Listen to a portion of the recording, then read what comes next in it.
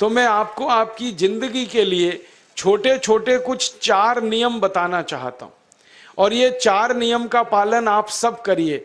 मैं आपको विनम्रतापूर्वक लेकिन विश्वास से कहता हूं कि ये 4 नियम का जो भी पालन करेगा, जिंदगी में बीमारी और रोग उसको कभी आएंगे नहीं।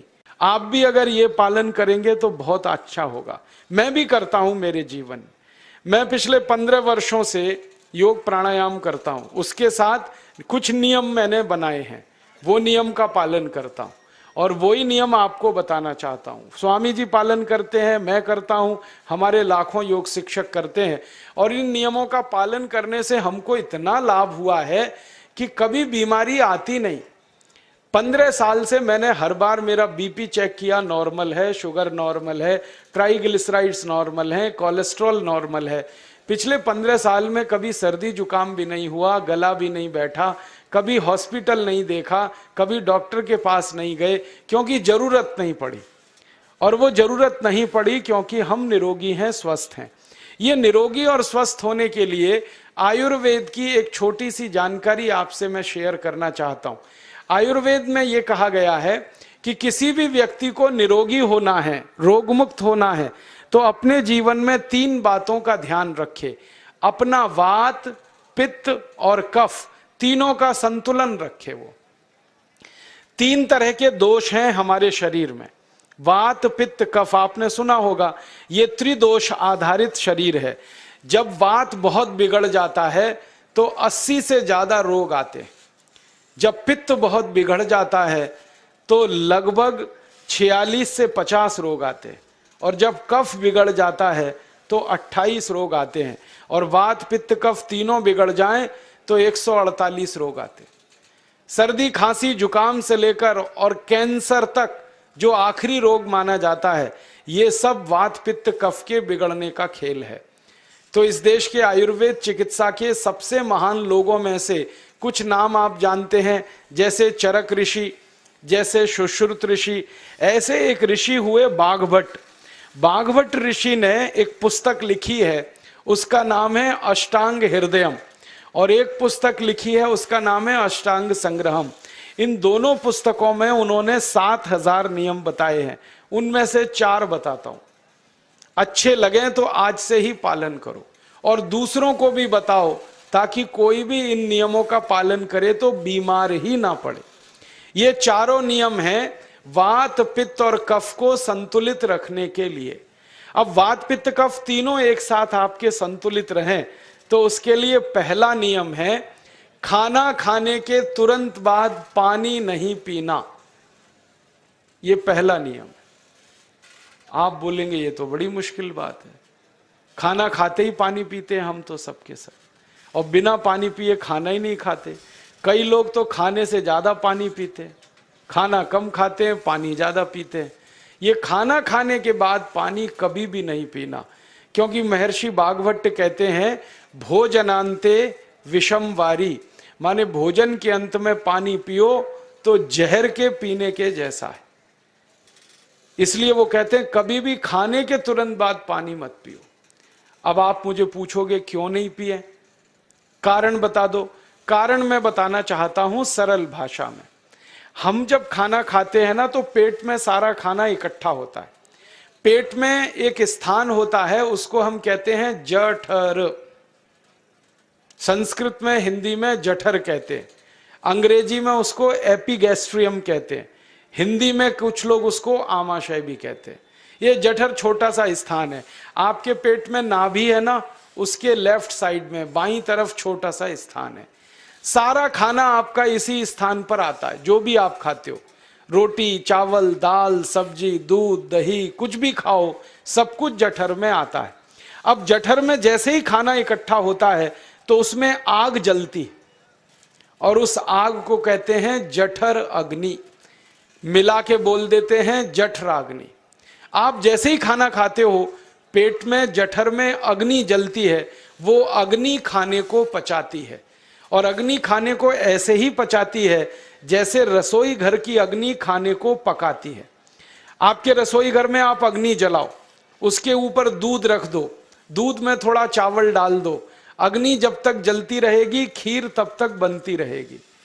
आप घर में अग्नि जलाओ, उसके ऊपर पानी रख दो, उसमें दाल डाल दो, दाल की पकने की क्रिया तब तक चलेगी जब तक अग्नि जलेगी। ऐसे ही पेट में होता है, जैसे ही आपने खाना खाया पेट में अग्नि जलती है, और जब तक अग्नि जलती है तो खाने के पचने की क्रिया चलती है। जैसे रसोई घर में खाना पकाते हैं वैसे ही पेट में भी खाना पकता है, इसी को हम पचने की क्रिया कहते हैं, अंग्रेजी में उसको डाइजेशन कह देते हैं। तो आपने खाना खाया, पेट में अग्नि जल गई, अब वो खाने को हजम करेगी, पचाएगी। अब मुझे एक प्रश्न का उत्तर दो आप, कि जैसे ही आपने खाना खाया पेट में अग्नि जल गई और वो खाने को पचा रही है, तुरंत आपने गट गट गट गट पानी पी लिया,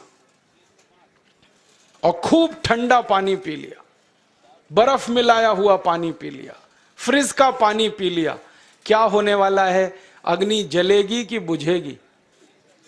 अग्नि के ऊपर पानी डालो तो अग्नि और पानी की दोस्ती नहीं है, दुश्मनी है। पानी अग्नि को बुझा देता है।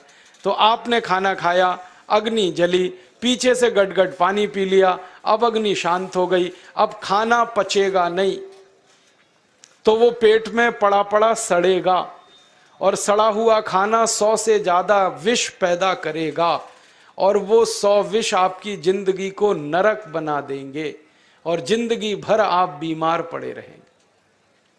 आपको मालूम है, कई लोग कहते हैं मुझे पेट में बहुत गैस बनती है। ये गैस उन्हीं को बनती है जिनका खाना हजम नहीं होता। कोई लोग कहते हैं कि मुझे पेट में जलन होती है, ये जलन उन्हीं को होती है जिनका खाना पचता नहीं। कोई कहते हैं कि मेरे पेट में एकदम गुम हो जाता है, फूल जाता है, ये सब वो लक्षण हैं जब खाना पचता नहीं।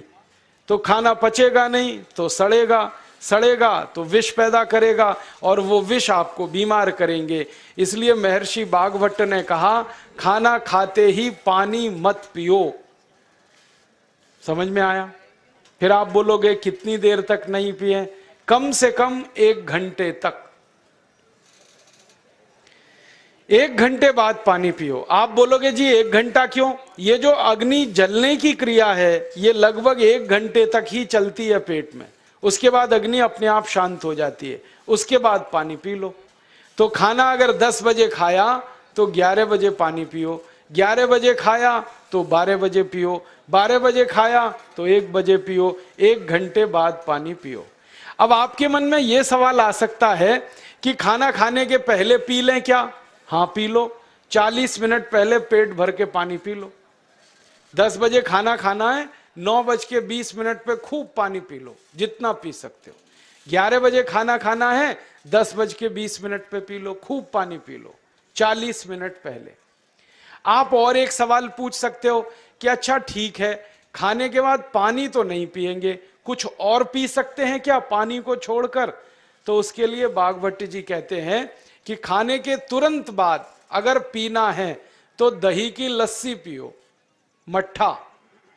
खाने के बाद अगर तुरंत पीना है तो फलों का रस पियो, गन्ने का रस पी लो, संतरे का रस पी लो, मौसमी का रस पी लो, अनार का रस पी लो। अब आप कहोगे ये सब महंगी महंगी चीजें बता रहे हैं, गन्ने का रस, संतरे का रस, अनार का रस, पैसे तो है नहीं।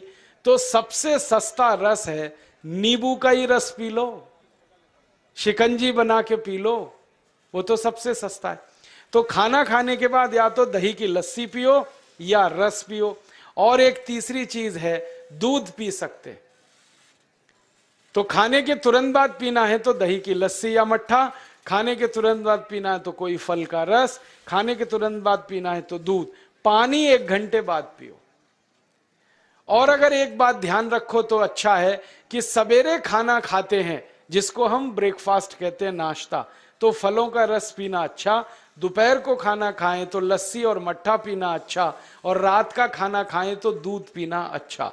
जो लोग इस नियम का पालन कर सकते हैं जिंदगी में कभी भी 80 रोग उनको नहीं हो सकते।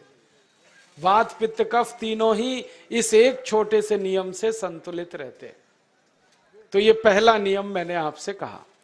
दूसरा नियम एक और है, और वो नियम ये है कि पानी कभी भी पियो, घूट घूट भर के पियो। जैसे गरम चाय पीते हैं, गरम कॉफी पीते हैं, गरम दूध पीते हैं, एक एक घूंट भर के, एक एक सिप करके, ऐसे ही पानी पीने की आदत डालो। ये मुंह में एक बार गिलास लगा लिया, गटागट उसको खाली कर दिया, ये तरीका गड़बड़ है। एक घूंट पानी, दो घूंट पानी एक बार में उतना ही पियो। आप बोलोगे ये क्या चक्कर है? बात ऐसी है कि एक एक घूंट पानी जब हम पीते हैं तो मुंह की लार पानी के साथ मिलकर पेट में अंदर जाती है, और ये जो मुंह की लार होती है ये क्षारीय होती है और पेट में हमेशा अम्ल बनता रहता है।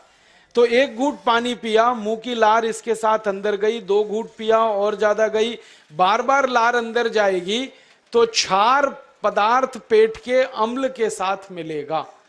पेट में अम्ल बनता है, मुंह में लार क्षारीय होती है। तो ये क्षार को अम्ल में मिला दिया जाए और ये अच्छे तरीके से मिलकर पेट में जाए तो कभी भी कोई व्यक्ति के पेट को अम्लता नहीं होती, एसिडिटी नहीं होती। और पेट में अम्लता नहीं होती तो रक्त में अम्लता नहीं होती, और जिनके रक्त में अम्लता नहीं होती उनकी जिंदगी में कभी भी वात पित्त कफ के असंतुलन की स्थिति पैदा नहीं होती। इसलिए पानी घूट घूट करके पीना। मैं आपको एक छोटा सा मेरा ऑब्जर्वेशन बताता हूं, परीक्षण। आप भारत देश में या दुनिया में कहीं भी जाओ, मनुष्य को छोड़कर पशु पक्षियों को देखना शुरू करो, वो पानी कैसे पीते। किसी चिड़िया को पानी पीते हुए देखो, किसी पक्षी को पानी पीते हुए देखो, वो चोंच के एक बूंद ही के बराबर ही पानी उठाता है। एक बार में एक बूंद पानी लेगा, फिर थोड़ी देर चोंच चलाएगा, फिर पिएगा, फिर दूसरी बूंद लेगा, फिर चोंच चलाएगा, फिर पिएगा, फिर तीसरी बूंद। एक एक बूंद पक्षी पानी पीता है।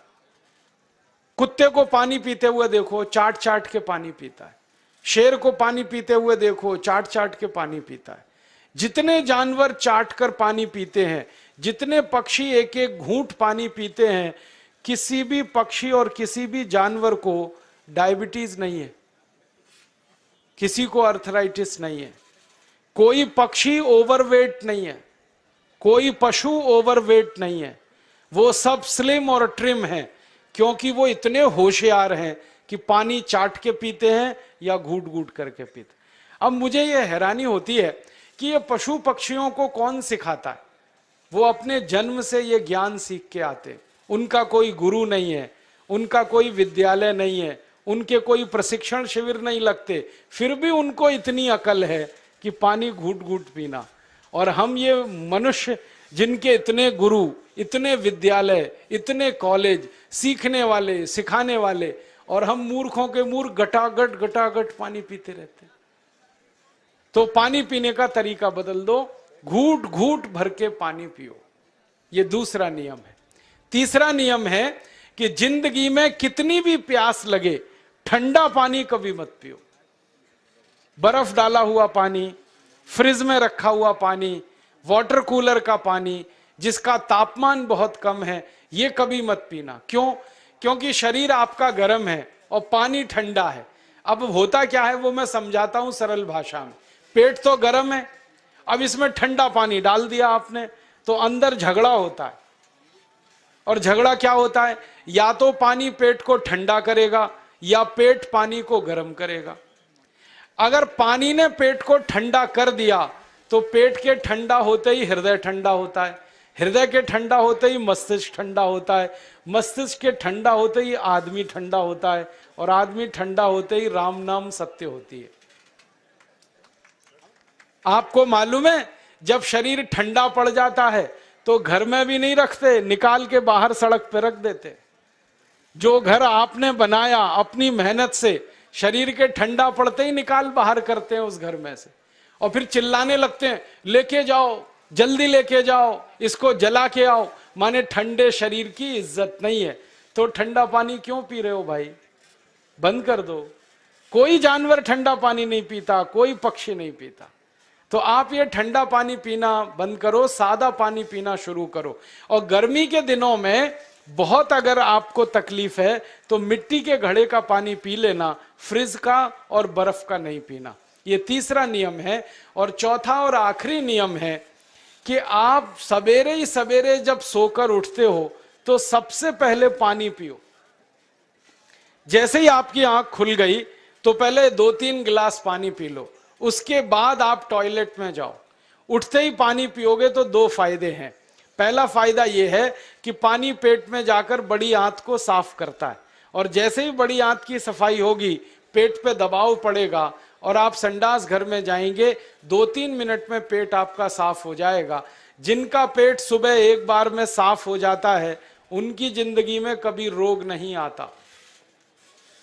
इसलिए सुबह सुबह उठते ही पेट साफ होना जरूरी है। और उठते ही पानी पियोगे तो मुंह की जो लार है वो पानी के साथ मिलकर अंदर जाएगी। सुबह पेट में एसिड की मात्रा ज्यादा होती है, इसलिए लार का पेट में जाना बहुत जरूरी है। इसलिए सुबह उठते ही पानी पीना बहुत जरूरी है। ये 4 नियम हैं आयुर्वेद के।